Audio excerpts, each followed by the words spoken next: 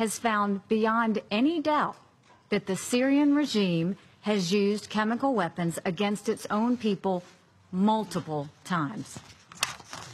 On Tuesday, the Assad regime launched yet another chemical attack on civilians, murdering innocent men, women, and children in the most gruesome way.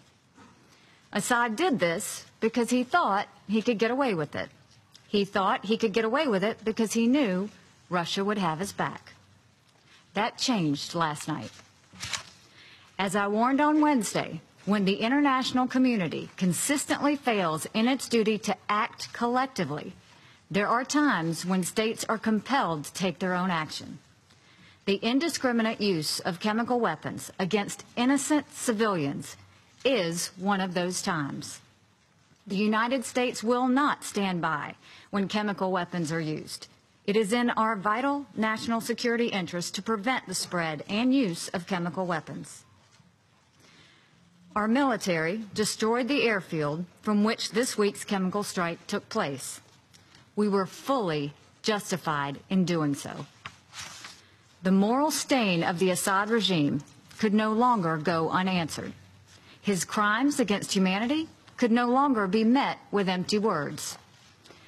It was time to say enough, but not only say it, it was time to act. Bashar al-Assad must never use chemical weapons again, ever. Now, while the Syrian regime is responsible for the chemical weapons attack, it is not the only guilty party. The Iranian government bears a heavy responsibility. It has propped up and shielded Syria's brutal dictator for years. Iran continues to play a role in the bloodshed in Syria.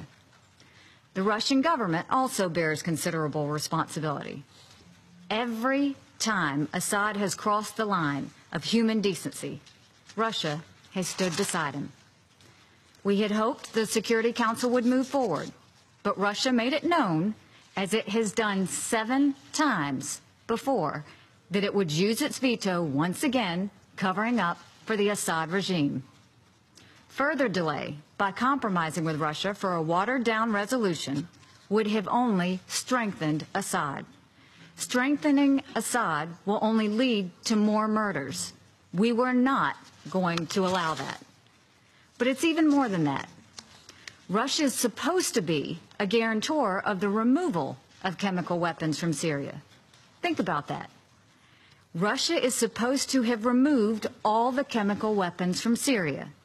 But obviously, that has not happened, as innocent Syrians continue to be murdered in chemical attacks. Let's think about the possible reasons for Russia's failure. It could be that Russia is knowingly allowing chemical weapons to remain in Syria. It could be that Russia has been incompetent in its efforts to remove the chemical weapons. Or it could be that the Assad regime is playing the Russians for fools, telling them that there are no chemical weapons, all the while stockpiling them on their bases.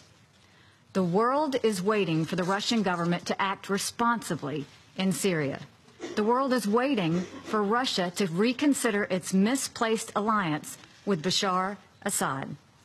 The United States will no longer wait for Assad to use chemical weapons without any consequences. Those days are over. But now we must move to a new phase, a drive toward a political solution to this horrific conflict. We expect the Syrian regime and its allies to take the UN political process seriously, something they have not done up until this point. We expect Russia and Iran to hold their ally accountable and abide by the terms of the ceasefire. We expect this Council to speak loudly and forcefully when the regime or its allies undermine the political process, and countless of our own resolutions. The United States took a very measured step last night. We are prepared to do more, but we hope that will not be necessary. It is time for all civilized nations to stop the horrors that are taking place in Syria and demand a political solution. Thank you.